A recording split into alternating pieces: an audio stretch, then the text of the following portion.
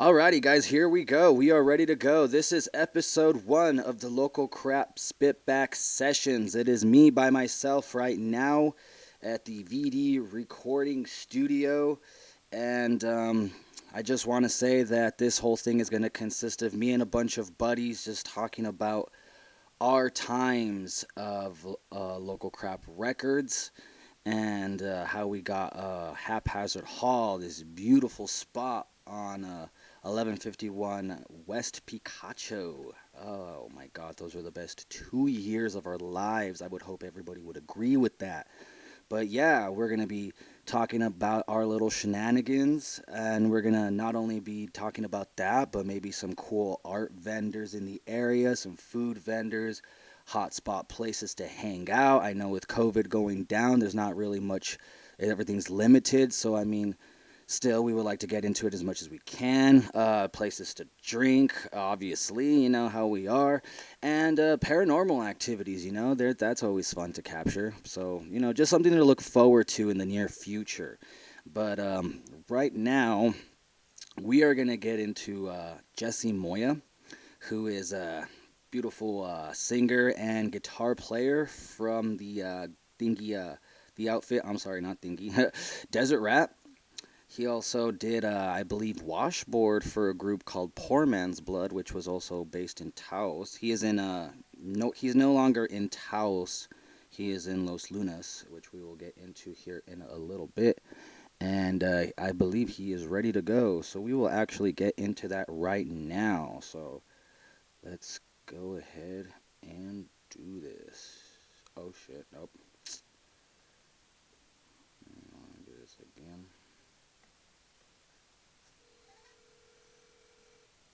Awesome.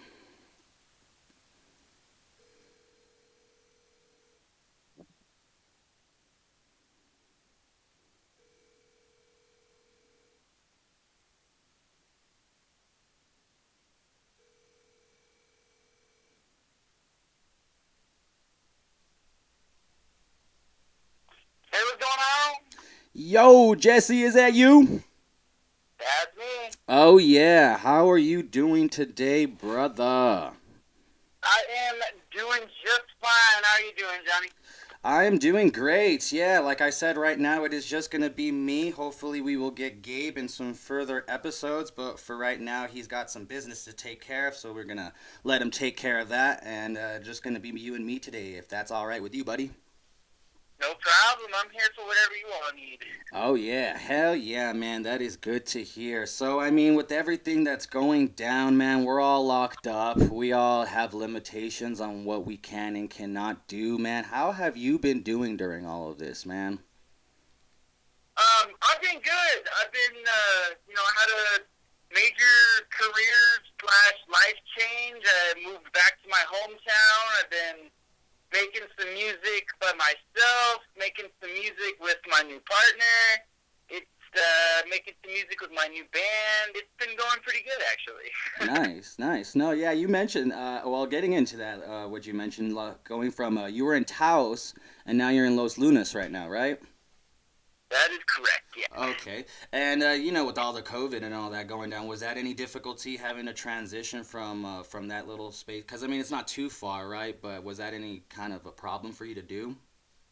No, no, not at all. Not a problem at all. Musically wise, it was kind of an issue. I mean, artists have been suffering throughout this whole pandemic, but no, Yeah. it was actually a really easy transition to just move down here. Nice, man, nice. And so, I mean, staying on the topic of Taos, I know we mentioned this back in our few test runs that we were doing. Can't forget those. Those were lovely. This was just a couple, which was just the other day ago, actually. But the Taos hum, man, this is just something that I'm awesomely fascinated with, and I cannot let go. I've said that if I ever wanted to visit Taos, it is fucking mainly because I want to experience this frequency for myself. But can you spare a little bit of what your own knowledge and insight about this stuff, man? Yeah, so from my perspective, just so that everybody's got this on their record, from my perspective, the Taos hum is real. Oh yeah, It's see. It's weird. So I used to live at this funeral home in Taos. My landlords were wonderful human beings, and I would definitely rent from them again if the space ever comes up.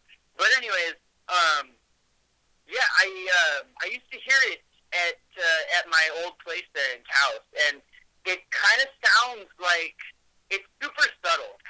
It kind of sounds like you left your TV on all night, and like your DVD player or whatever doesn't turn on. It's just your TV. That weird, subtle electronic buzz in Yeah. the background. That's exactly what it sounds like. Kind of like a high pitch kind of a frequency noise, like I guess white noise you could put it, if anything, right? Exactly.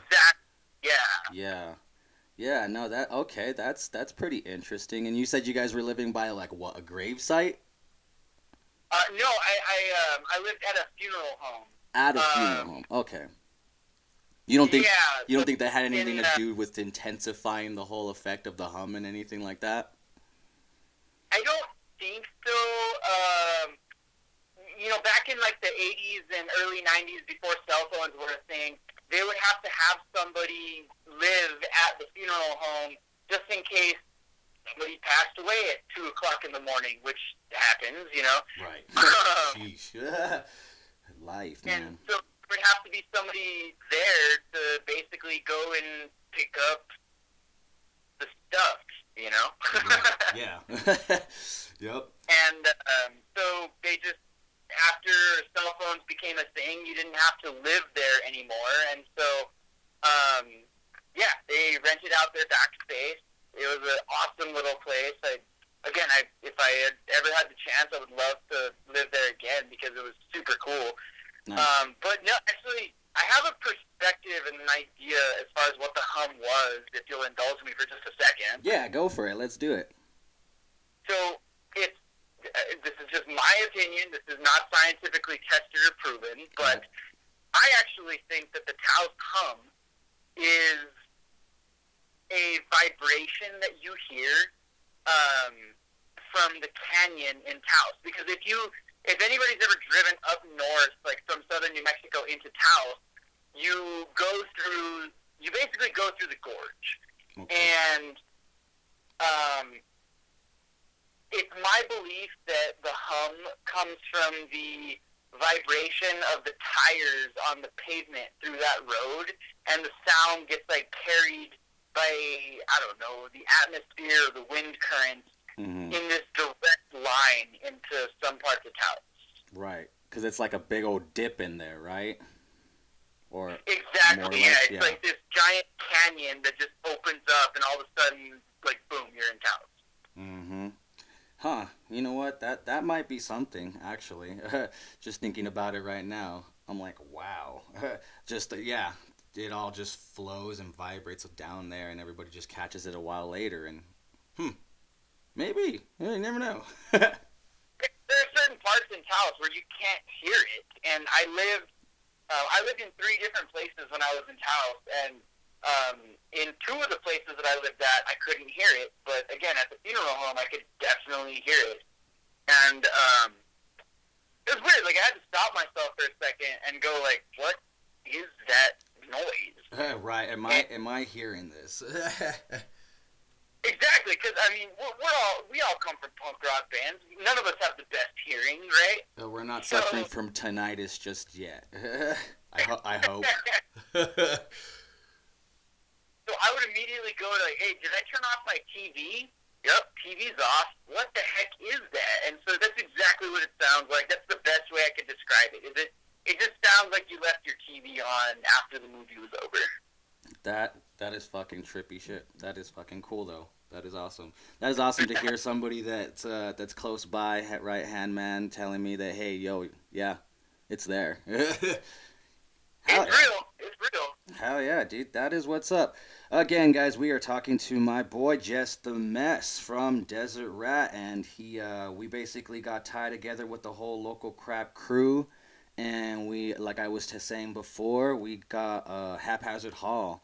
Our first encounter, though, I believe, was June 29th, 2013, which was that cabin show, I believe. That was our first time we had ever met, right?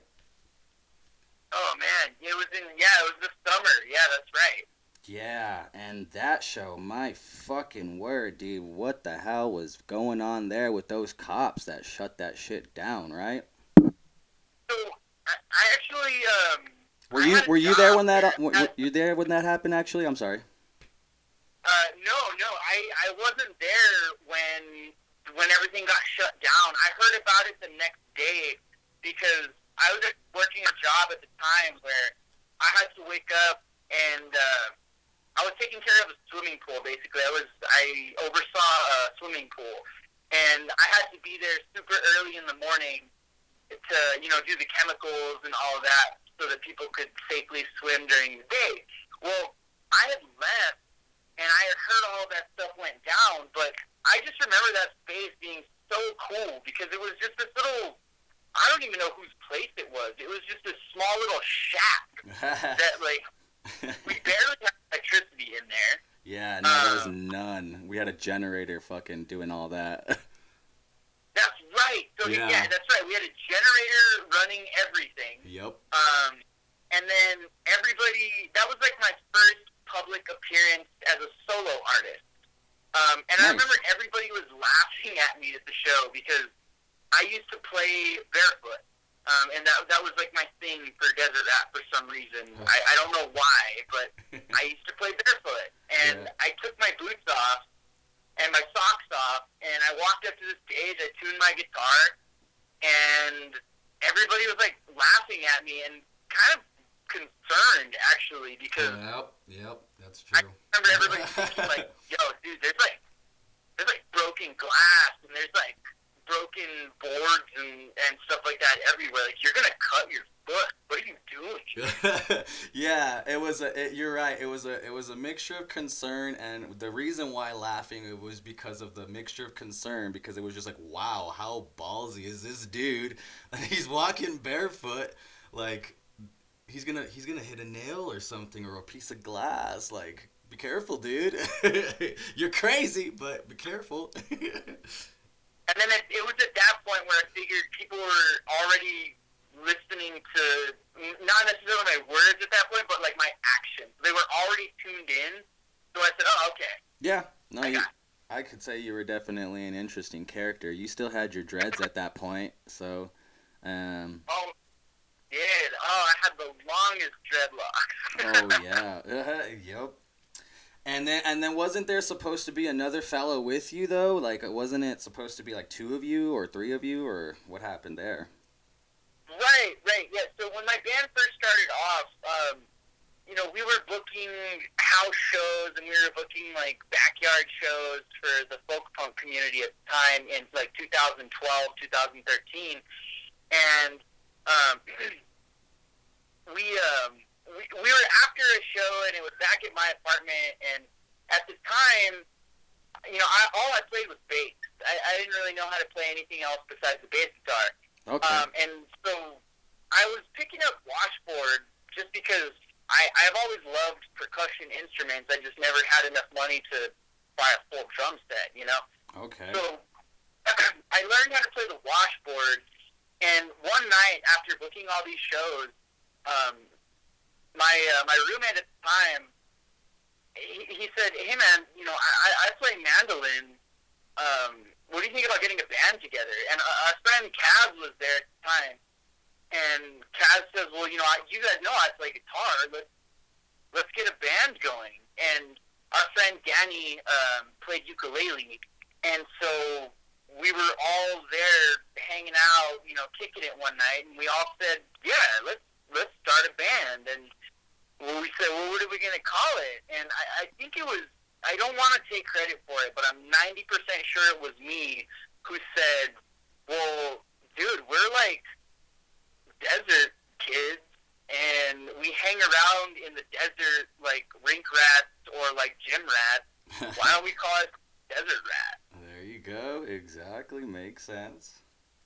And there's 2 T's in our name, and this is a funny story that actually not a lot of people know, so I'll let you folks know this. there's two T's in Desert Rat. So it's Yep. Desert and it's Rats, but it's Ratts. Right. And there's two reasons for that. Okay. When we made the Facebook page for the band, I don't know what happened, but we woke up the next morning and the page had two T's in the Rats, and it wouldn't let us change it.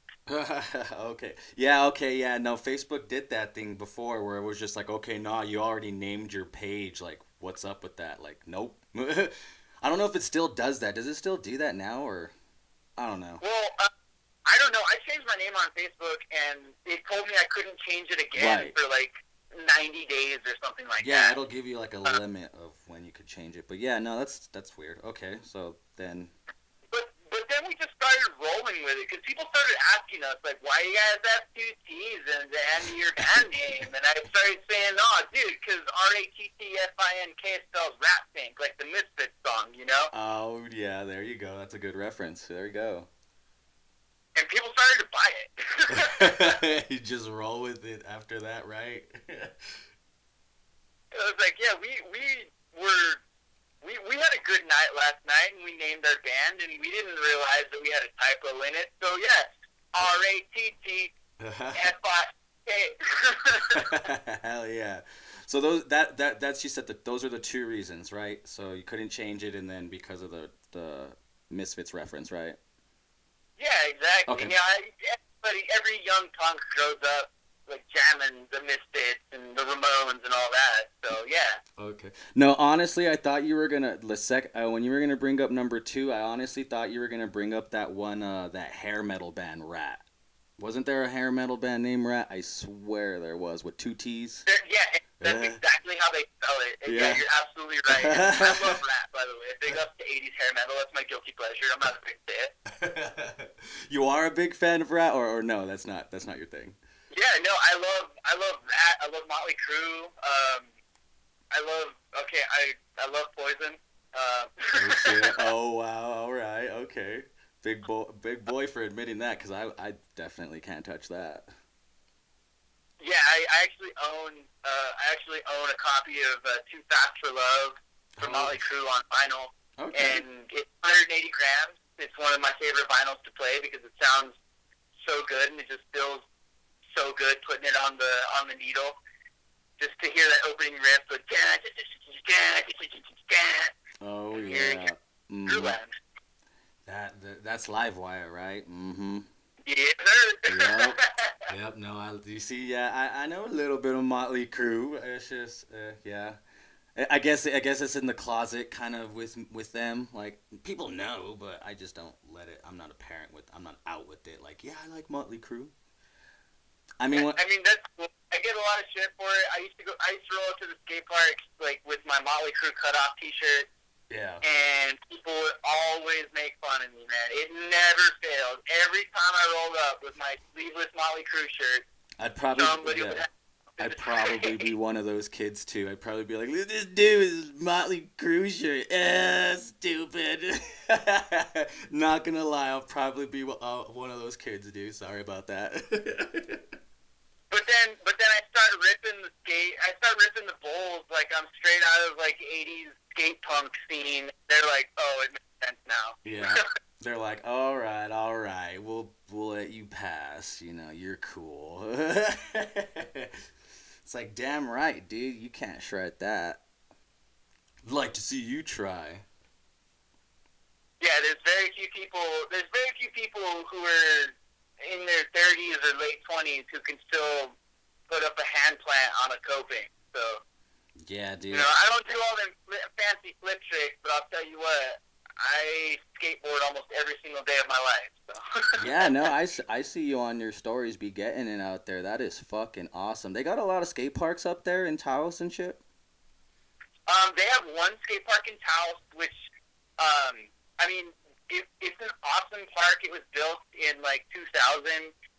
So it's a little dated at this point. However, the kids there, like, they make the best of it. You know, I remember there was a day when I just randomly went to the skate park to go photograph and skate, and there happened to be a crew there fixing it up, like DIY, laying some concrete, fixing up some areas that had been unskateable for several years, from Okay. what I understand. All right. So Taking the it upon kids there themselves. really take care of it. But there's a skate park in Taos. There's a skate park in Española. There's one on San Ildefonso Pueblo, but that's kind of just for Pueblo members only. So we I don't see. really if we get invited to go skate it, we'll go skate that one. But that's Right. not a park that we just go to, you know. Um, and then there's a skate park in Los Alamos next to the library, which I actually really enjoy that skate park. Like it's a really good spot. I like Los Alamos as a town. It's a quirky little. It's a weird New Mexico town, man. I don't know. Los Alamos just doesn't feel like New Mexico, but they got a good skate park, so that's what I'll say about them. Oh yeah, dude, definitely gotta check that out, dude. Cause I mean, compared to Cruces Park, I mean, what would you rate that as? Well, none of the parks. Um, I would say none of the parks in northern New Mexico are the size of the Las Cruces Park, and So size you know, wise, it beats it. I mean, it's just a big skate park, man. I Oh mean, yeah. when you compare it to where I'm at right now in Los Lunas, Uh huh. like Los Lunas skate park is wonderful. It needs some work, but I'll get to that later. Right. But Cruces Park is just like an acre, maybe even more than an acre. I don't even know, but it looks like an acre of just concrete that you can skate, and that's Oh yeah. Yeah. it's really cool because it's spacious, and they've built a really awesome community there at the Las Cruces Skate Park. Like I really enjoyed it while I was there, but Yeah. now I understand it's really taken off. So, I don't know, man. It's a good question. It's hard to compare skate parks because all of them have They all have their all own of little them things. have Yeah. uniqueness about. No, I can totally get that from a skater's perspective. Yeah. Hell yeah, dude. Well, dragging you back into your Desert Rat project, boy. So I mean, you have basically and the Haphazard Hall. Let's get this hooked up here. I mean, we got Haphazard Hall. We basically had a spot to play because before that we only had the green room that we were doing shows, right? And did you ever do El Patio before we did Haphazard Hall or green room? Ooh, I played the green room. I can't remember. So there was another music venue in Las Cruces, and I don't know if we want to name it in this podcast. Uh huh. It, Uh, shit, man. If I could read your mind, it's the one adjacent to or like right down the street from Green Room, right? it was. Okay. Like I said, I could name it if you want, No, yeah, no, that's no but problem. Just yeah, no, that's cool. so it was the train yard, There you go. and Yeah. that's where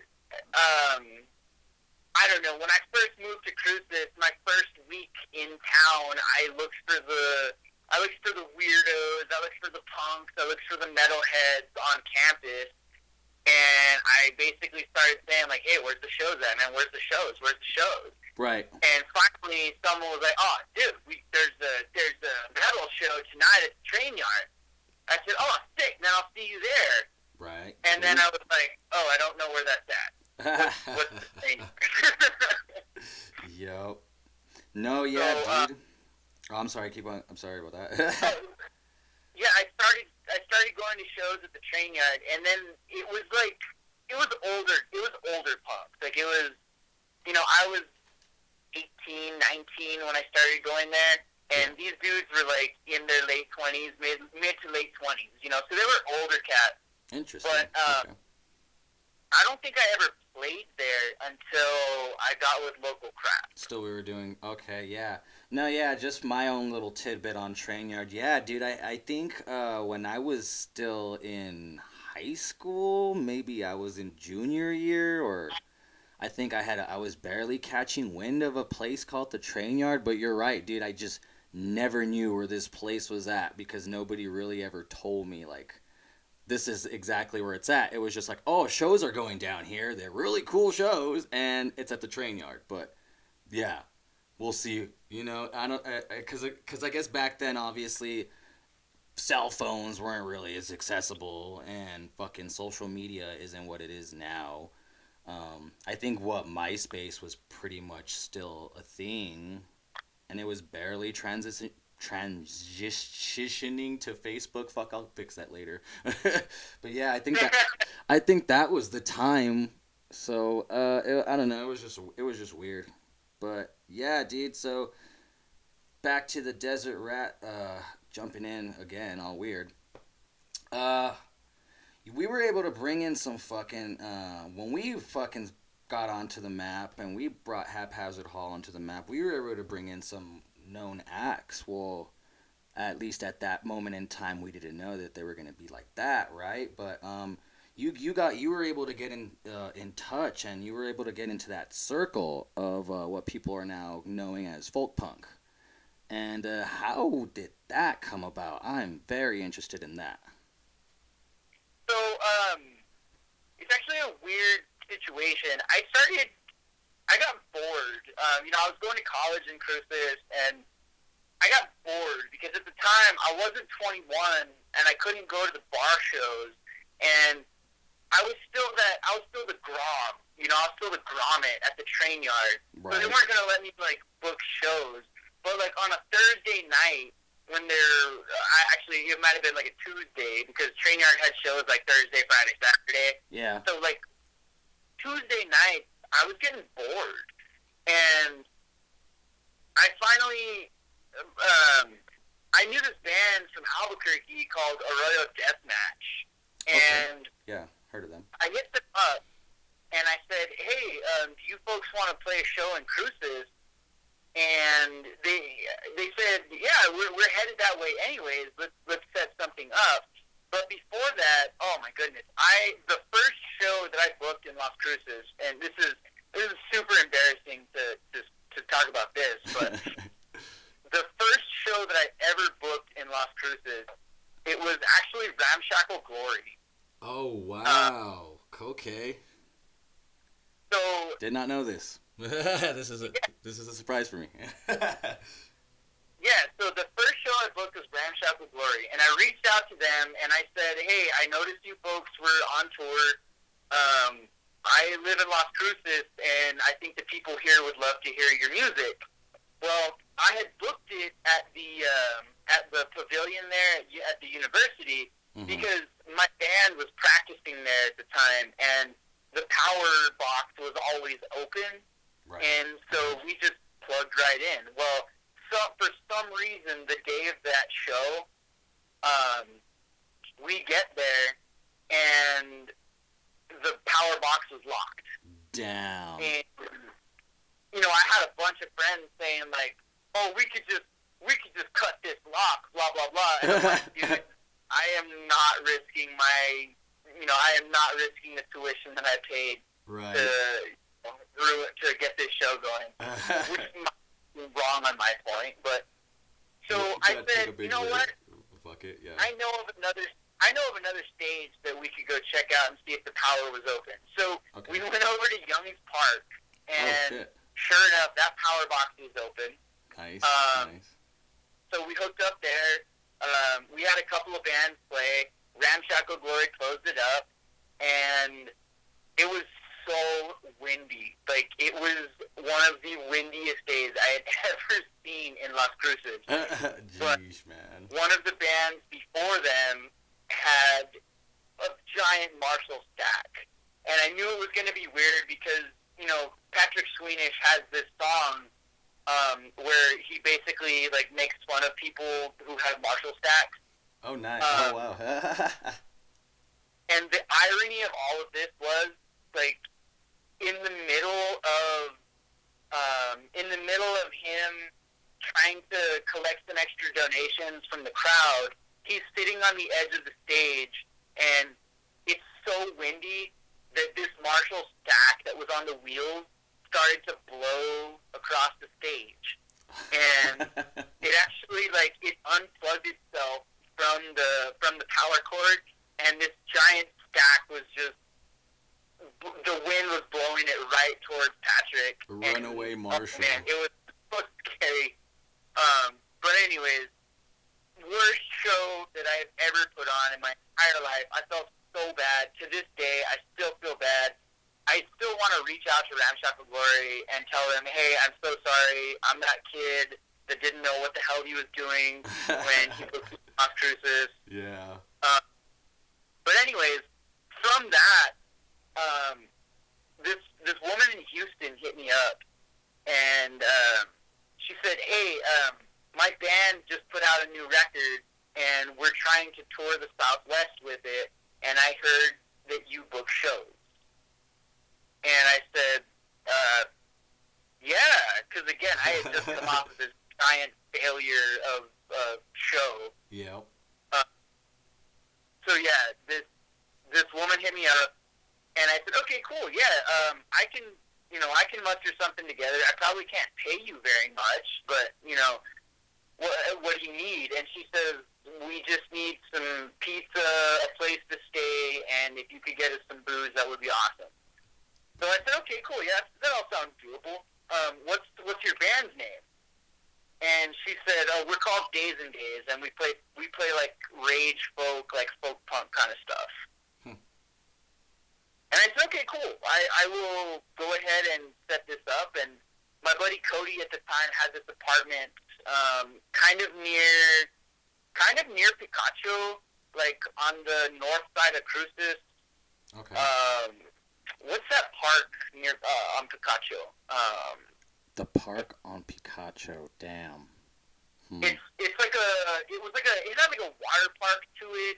Oh god, I don't even know if it was on Picacho, to be honest with you. Was it the one by the tennis courts and all that? Yeah. And the big old wall ball courts. Yeah. Do you know what that park is called? I know what park you're talking about, but as far as the name of it, yeah, no, that's unknown, man. Okay. No worries. Well, my buddy Cody, he had a house over there, and that's where I had booked, a couple of shows. And we started to call it the Pirate Ship because my buddy Cody was like, he was really into like pirate culture, and he's got this gnarly Jolly Roger tattooed all across his chest. Oh, nice. And so yeah, we started calling it the Pirate Ship, and so we booked Days and Days at the Pirate Ship. Nice. And okay. I remember there was like 10 people there, and then a couple of months later, I had still been booking shows, and then Days and Days hits me up again, and they said, hey, we're coming through Cruces again. Well, at that point, I had known some folks from the train yard, and I was able to book them at the train yard. And I mean, I don't want to be this guy, but when a new band came to the train yard and it wasn't like a cool band, everybody would be at the show, but they would all be outside smoking fucking cigarettes and drinking beer during the band set. Typical scene activity that goes around these parts, dude. Yeah, well, that's a bummer. So this is a super funny story. Like, I remember, like, we booked the show and everything. It was with another gentleman down there in Cruces, but when we booked the show down there, again, everybody was there for, I think it was Wrong Vaccine. I think that was their name. They were the opening band. Oh, shit, that's, shout out to my buddy fucking Eddie over there. But yeah. Yeah. So everybody was there for Wrong Vaccine because they were the local dudes, like everybody knew them. They were fast-ass skate punk, good shit. Yeah. But when Days and Days came up, they came out with like a gut bucket, a washboard, a ukulele, a trumpet, and an acoustic guitar. Everybody's looking at them like, what the fuck is this? So everybody went outside to go smoke cigarettes. Well, Jesse, the lead singer and the guitar player, he takes his guitar outside and starts, like, in the middle of the show, just starts playing for all these people outside in the parking lot. I fucking love it in typical Days and Days fashion. That is what is up. Hell yeah. He's gonna be like, fuck you guys, you're gonna hear us play.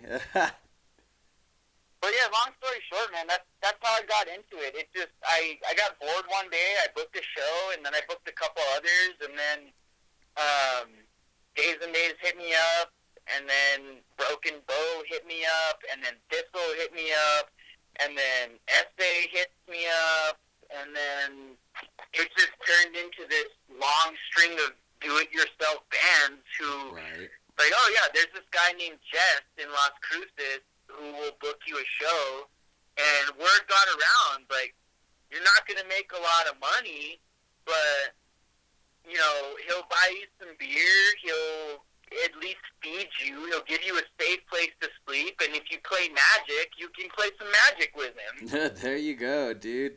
Fucking win-win on all parts, man. Dude, you're fucking awesome. Hell yeah.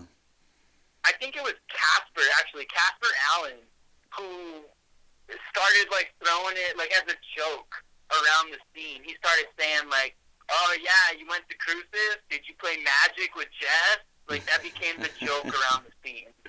Oh, nice. That is awesome, though. Just to have your name thrown around there to fucking different people in that part of in that crowd, that scene. That is fucking the shit, dude. Did you ever expect that, though, for Days and Days to get the buzz that they would get and where they are right now, or for any of the bands that you helped out get through here, for them to get any buzz at all? You know what, man? I felt that every single band that we booked at Haphazard Hall, I felt that every single one of them deserved to be the biggest fucking band on the planet. Hell yeah. You know, they were just, they had so much energy and so much devotion and so much tenacity that I always ask myself, you know, why am I charging $5 to see these wonderful bands when dudes are paying like $100 to see Rage Against the Machine? Like, come to my Yeah. shows, dude. Come to our shows. We got better bands. It is fucking true, man. And you're right there. They're in your face. Like, you get to interact with them a hell of a lot better than you would those fucking high-paying shows. Like, I mean, in order to get so close to a motherfucker, you gotta pay like a VIP pass and all that. And that's not no $5, I'll tell you what. And then not only that, dude, but it was genuine music. You know, all of these bands. I mean, like, we had Kill Matilda from. Weren't they from Canada? Oh, they were. Yeah, they were a lovely band from fucking Canada, dude. And they ripped the motherfucking shit out of that stage that we had, dude. It was awesome. I still have Ghost Police on vinyl. I still listen to their stuff every other day. Yeah, and I believe those dudes were from San Antonio or Houston. I want to say San Antonio, though. Let me see. I can pull out this thing right now. You're right. But yeah, absolutely, man. Like, I don't know. And I hate. I know it's gonna sound weird because that's all we've been talking about, but I hate tooting our horn like this. But we really did give Cruces, just like the Train Yard did. Right. I mean, the reason I started going to the Train Yard was, dude, they got bands. I mean, I remember I saw this band called Ranning Speed from Boston. I saw Bad Dream, this doom band from New York. Like, Nice, I saw dude. awesome bands at the Train Yard. Right.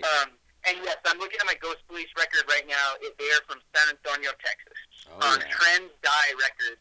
There you go. The sticker still on my water bottle, by the way. Nice, dude, nice. Yeah, shout out to fucking Ghost Police, dude. I don't know if they're doing anything right now, but yeah, dude, those guys were sick. Oh my god, do you remember when they started, like, I can't remember if you were there or not, but they walked up to me and they said, hey, so we're loud. And we were all just like, oh yeah, that's cool. And they were like, no, like, we're loud. We're loud. What? And we're like, you don't understand, dude. Like, we know. But the first, like, oh, dude, do you remember that guy? He ripped off his shirt, and he was like a modern-day Henry Rollins, but, like, way more buff, and just started dancing with everybody, singing all the... And my first thought was like, you know what? This is punk rock. This is why people do this shit. Right, dude. No, that dude was amped up. He made me get into it. It made the music 10 times more awesome to enjoy, dude. I was with it. Like, as soon as they fucking got that guitar going with the and then the drum starts throwing in that shit, dude. Like, fuck. I was like, wow. What are you guys doing? What are you doing to me? I don't want to get off topic, but can I? And I don't know how much time we have, but like, can I Let's see share my here. favorite story from Haphazard Hall? Yeah, dude, we got a couple more minutes before we wrap this on up. Go for it. Okay, so my favorite story from Haphazard Hall, dude. I was at the skate park in Las Cruces, and this high school kid came up to me, and he straight up said, "Hey, you're Jets, right?"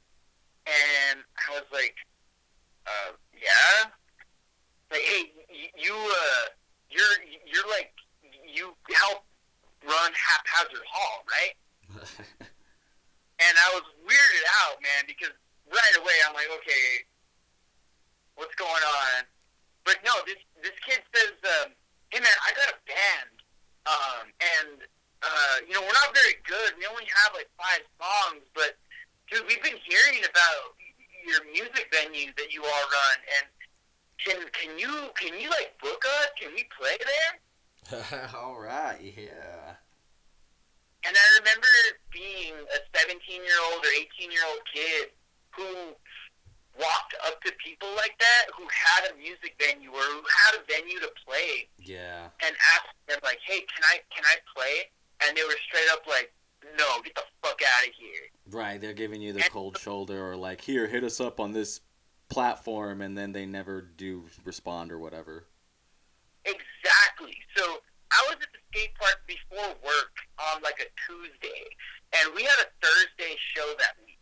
And I told him, "Yeah, you know what? What's your band's name? Cool.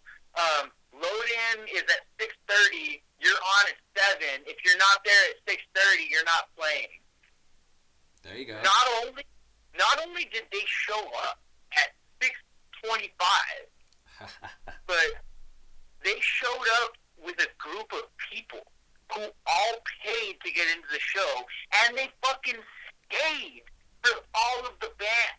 Like every single person that this band brought, Yeah. they stayed for the whole show. Damn, man, where the hell are these people right now? Jeez, we need you right now. Well,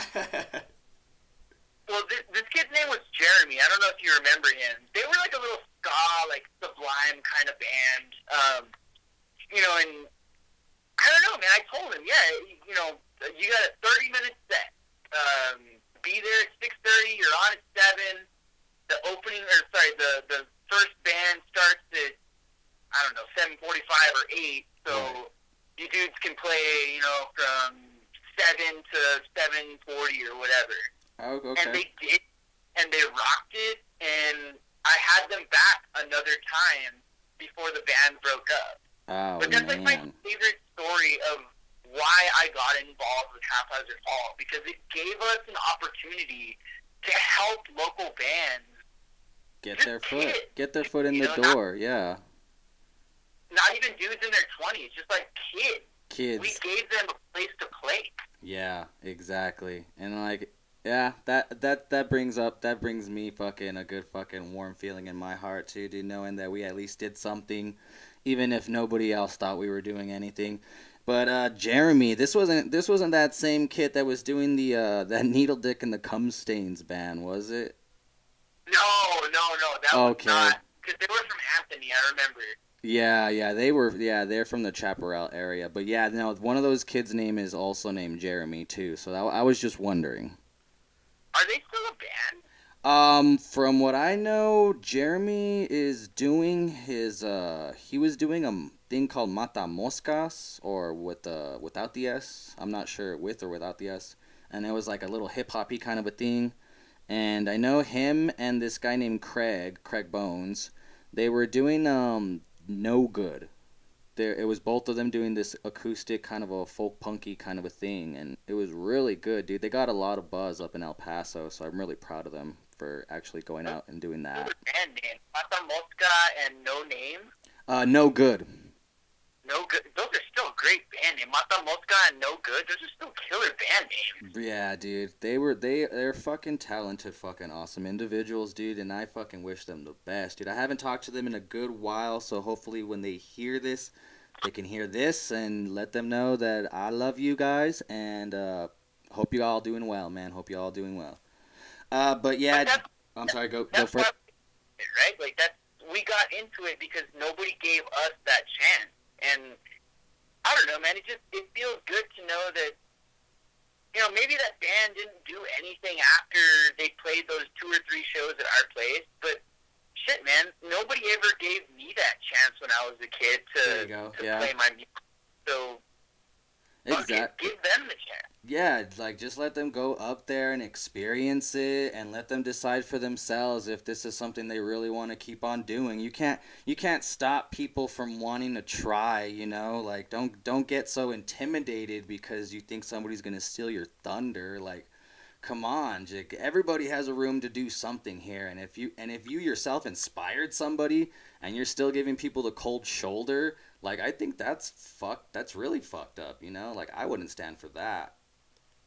Because we had a lot of weirdos at Haphazard Hall, man. Like, we had a lot of punk kids. We had a lot of graffiti kids. We had a lot of poets, man. We had poets that were hanging out. I thought that was the weirdest shit. It's like, dude, what the fuck are you doing here? What are you doing? I'm writing a poem.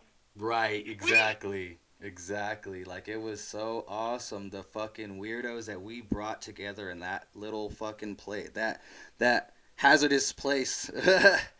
That was the best thing of it all, is that we got people there, dude, and it was from all sorts of life that we got these weirdos there, dude, just to have some fun, to get away from their normal everyday life, It was fucking the greatest.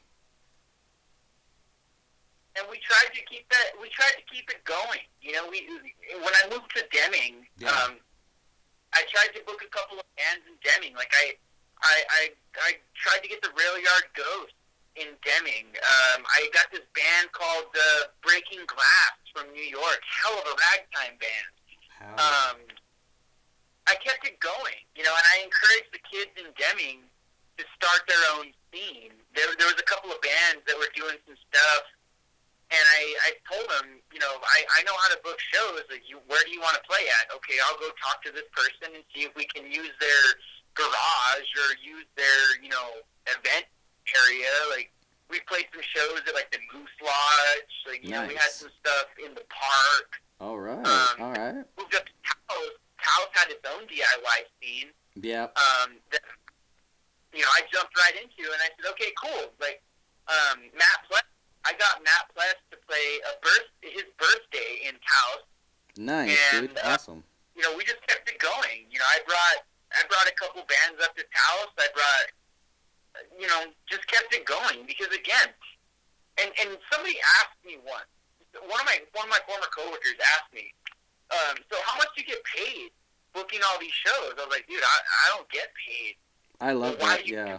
Yeah, I love that when people are just like, they're just so interested in what you're making out of all this, and you tell them like, I'm not making anything out of it, and they're just like, what? Well, what do you keep doing it for? What are you doing with your life? Like, they're so fucking flabbergasted by it, and I'm just like, why? I had fun doing it all, like whether it was a gain for financial success or not, dude. I was just like, I had fun. I don't know if that's for you, but for me, I'm just like, fuck that. I don't know why you're so surprised. No, and I will say this, like, I don't even want to call myself a promoter, but as somebody who used to book shows, I never made a dime off of any show that I booked. And I did it because, nobody else was going to. Right. Like, nobody else was going to, I got this local kid who says, hey, I play folk punk. Oh, cool, dude. Escape from the Zoo is playing at my venue next week. You want to open up for him? Like, nobody ever did that for me. And it gave people in the community something to do. I mean, man, we had really important members of the folk music scene, not just the folk punk scene, but like we had important members of the folk music scene play their music to people who had never even heard of them. And I think that is worth all of it. Like, not only did we give these musicians a new audience, but we introduced a new audience to these musicians. And I mean, when I I was 15, maybe 14 when I first heard the Riot Folk Collective, and this was a group of this was a collective of folks that really changed my perspective, not just on music, but on life in general. And when we were able to book Ryan Harvey at Haphazard Hall, I literally did not know what to do with myself. It was starstruck. Yeah, it was 15-year-old Jesse just locked in, and I was the one who booked the show, and I felt bad because I was just like, hey, Jeff, the toilet's clogged. What? Oh, I'm sorry. The what? Oh, okay, let me go fix that. I was so locked into the show that I was forgetting that, oh yeah, I had the keys for the night, and I had to be the manager for the night. Yeah. But yeah. I feel like we helped introduce a bunch of people to wonderful music, wonderful people, and we did it in a relatively safe but overall welcoming environment.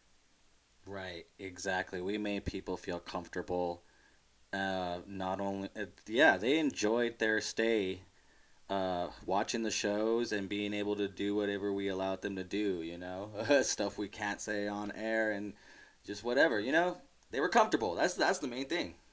They liked it. It was the awesomest shit in the world. Didn't even but they did it anyway. Exactly. Like even the shit we're telling them not to do, they're gonna do it anyway. But exactly, they were comfortable and they loved it. Maybe don't go backstage and piss on something. There's a bathroom for that. Exactly. Like don't fucking bother our neighbors and throw your empty beer cans and bottles and piss on their lawns. Like exactly, we have bathrooms. Like they may not work all the time, but please utilize them as much as possible. If Jesse or Justin's at the venue, the bathroom's gonna get working, okay? And yeah, don't shake my hand afterwards because we're probably out of soap. But hey, the bathroom flushes, okay? Alrighty, man. So to get on to the wrap-ups now, man, the last topic I have is your latest releases, which is 86 It. That was a split with the Casual Fridays, our very own from Las Cruces, New Mexico. So, I mean, how was this? These were songs that you have said before that you didn't even think you were going to release these, right? No, actually. I wrote these songs thinking that I was just going to keep them in my folder forever and a day. And Gabe had hit me up and said, hey, man, I want to do a release. Like, I want to do a record. And I said, oh, cool, man. Like, what do you need me for? What are you calling me for? Like, I thought Johnny was playing your bass. And he's like, oh, yeah, no, Johnny's killing it on the bass, man. But thank you, Gabe. You haven't. I want to do a split, man. Like, I want to do a split with you. And I said, well, shit, I got two songs that are good to go, one that's still in the works. And so Gabe said, yeah, get them to me by this date, and, we can try to get you into Cruces and record them. And I said, nah, man, like, let me do it up here because I don't know. Everybody's COVID situation is different. Everybody might not be comfortable with some new person coming into their studio and stuff. So right. I said, let me record it my way. And if you don't like it, cool, let me know, and I'll pick a weekend that I can go record these songs. But so I ended up recording these songs off of my iPhone in my bedroom. And I sent them over to Gabe, and he said, no, these are phenomenal. Let's put these up. And I don't know. I wrote these songs in a time where I was just really frustrated with what was going on. Two of them at least. I wrote two of these songs where I was just really frustrated with like what the hell was going on in the world. Right. And one of them, Look the Other Way. It's the first song off of my side of the album. It's basically holding a mirror up to America, and it's saying, this is what you look like. Oh, what you look like right now. Uh-huh. So I go after liberals. I go after conservatives. I go after everybody who thinks that, you know, this two-party system works for them.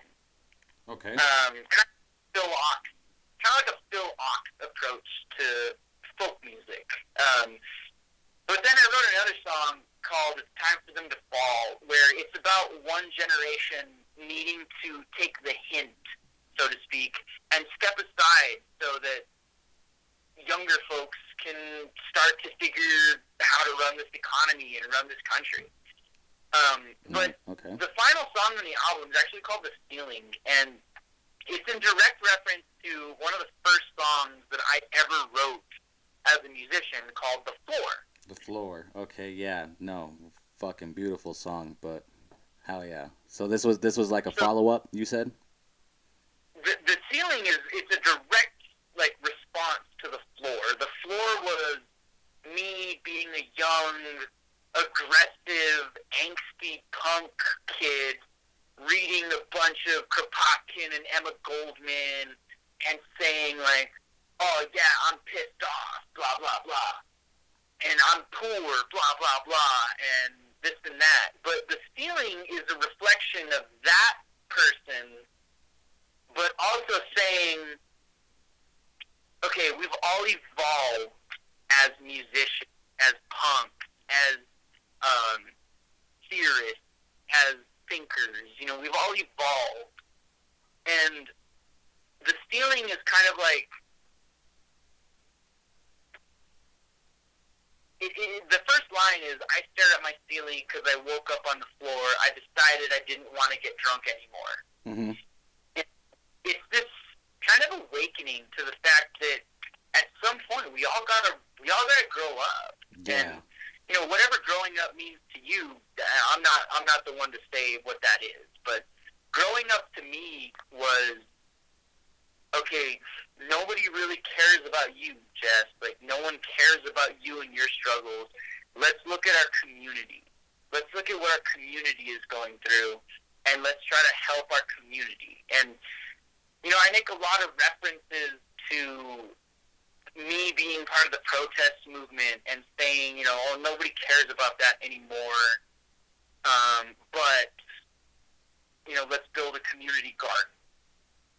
Or nobody really cares about the protest movement anymore, but hey, after we get off of work, let's organize a show and let's go have some beers or have some Dr. Peppers and like just kick it during or after the show. Right. It's also about realizing, you know, we're in this together. Like, we are the proletariat. We are the working class. We are the working kids. We might not, I think it's Immortal Technique who says, we might not run America, but we make America run. And so, fuck it, let's have fun with it. You know, let's book some shows. Let's drink some beers. Let's drink some seltzers. You know, whatever. If you don't drink, like, you're included in that as well. You know exactly. what I mean? So, The Ceiling is really the song that's about me relating back to 19, 20-year-old Jess and saying, okay, you have a point, but check this out, dude. This is how we've evolved, and this is how we should look at the world now. And I don't know, man. It's a fun song. I legitimately wrote the song in like 30 minutes. Okay. It's just a fun song about punk rock and community and just being there for your buds because this year has sucked. Right. And exactly. This last, you know, 13 months has sucked. And nobody's having a good time. But you know what? We're all here together. So if your community needs some help, try to help out your community as best as you can. Oh, yeah. And really, that's what that's what my message is really becoming about. Like, billionaires don't give a shit about you. You know, millionaire politicians don't really give a shit about you. You know who does give a shit about you? Your neighbor,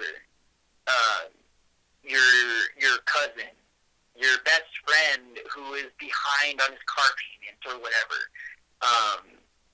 The woman or the man at the grocery store who is like $1 short on their grocery tab and they can't pick it up. Like, those are the people who actually care about you. There you go. So drop them a line, pass on the goodness, and don't be an asshole. You know, like don't be Don't be an asshole. Don't be selfish. Exactly. Help out. Spread that love. Yeah, if you got, I have a buddy who hits me up every now and then, and he says, "Hey Jess, can you spare me $10, man? Like, I need to get a pack of cigarettes, or I need to get a taco, or whatever." And if I have it, like, absolutely, dude, no problem. Right. And this person hits me back every now and then. They're like, "Yo, dude, I picked up your album for $5. I just wanted to pay you back for that stuff you gave me last week." And I don't know, man. I mean, my Bandcamp music, so any music money that I make off of my Bandcamp sales, and this is for everybody out there, right, only use my Bandcamp money to buy other artists' music on Bandcamp. right. So continue that flow of paying it forward. In other words, like a musician's pay it forward. Right. Like, I buy my music solely off of the profit from my music. That's a way to go, man, and I couldn't have said it any better myself, man. So the 86 album is available on your Bandcamp, right? That would be Desert Ratt without the S, or s.bandcamp.com? Desert Ratt with 2 T's. And for the time being, I do have to say this, for the time being, the 86 album is the only record on my discography that you have to pay for. But the reason I'm asking people to pay for this album in particular is because we're trying to press this onto vinyl, and any extra cash I can grab from this album to put it onto that vinyl, I'm going to try to do that. But the rest of my discography is online for free and will always be online for free. Awesome. And yes, that is true. The vinyl version is still pending for the Casual Fridays release. There will be more word on that when the news comes. But to wrap it on up, one more thing. You had one album on Spotify, right? Is the 86 album on your Spotify or not yet? I've got 2. I just put the 86 up on Spotify today, so it'll probably take about 7 days. But I have 2 records on Spotify. I have End of the Road, okay, which I initially recorded as my last record, but I decided to continue as the Desert Ratt. Awesome. So I have End of the Road on Spotify, and I also have my newest EP called Start of the Path. And those are both on Spotify, Apple Music, iTunes, I think. So, okay. All of that. All that lovely platform. Okay, so yeah, so if you're gonna, after this lovely podcast, you hear this info, share that love with my man fucking Jess the Mess, Desert Ratt, here on all those platforms. He is on that Spotify, he is on that Bandcamp. I know you got some videos on YouTube. Follow him on Instagram and Facebook as well, right? Yeah, I'm on Facebook still. Every now and then I get on there, but yeah, primarily on Spotify, Bandcamp, and Instagram. You can find me at MessRatt on Instagram. If you like skateboarding and New Mexico culture, follow my Instagram. Awesome, man. And so I want to thank you so fucking much. We were doing these test runs a little bit yesterday, and we thought we had it going, and then there was a little bit of fucking minor F-ups, but we got it going today, and I think it was fucking fabulous, dude. So I want to thank you for taking your time to speak with me and do this fucking first episode of the Local Crap Spitback Sessions, man. Thank you so much for your cooperation. Well, if you give me 5 seconds, I just want to big up to Local Crap Records, big up to Mendel and Meiosis, Casual Fridays, anybody in the Crucis scene who ever helped us out. Article 15 up in Taos, always Days and Days. Bro, Broken Bow, Casper Allen. And by the way, when you're in house and if you want to hear the hum, look, man, go stop by my buddies at Heads Up Music. That's HUM in Taos. They got all your record shit, man. Oh, House, yeah. Heads Up Music. That is the perfect hum right there for you all. Exactly. Hey, but Johnny, I really appreciate you folks having this. Let's keep this going. Yeah, man. You know, I'll come back as an interviewer. I'll come back as whatever you want, just as long as you get to keep local musicians talking about their craft, man. Exactly, brother. We definitely want to have you back, man. But yeah, with that in mind, dude, we're going to let you go and do your thing, man. And again, yeah, dude, thank you so much. Dude, you have yourself a lovely night, man. Hey, Johnny, take care, and I'll see you all soon, yeah? Alrighty, man. Take care, brother. All right. Love y'all. Alrighty, guys, so that will wrap it up for today on the Local Crap Spitback Sessions. I want to thank anybody that was out there giving this a listen and let us know what you thought about it. We will get into some more interesting stuff when we get further episodes underhand. But with that, I am signing off. This is Ricky Fitz, your boy, and this was the Local Crap Spitback Sessions once more. Thank you, guys. Good night.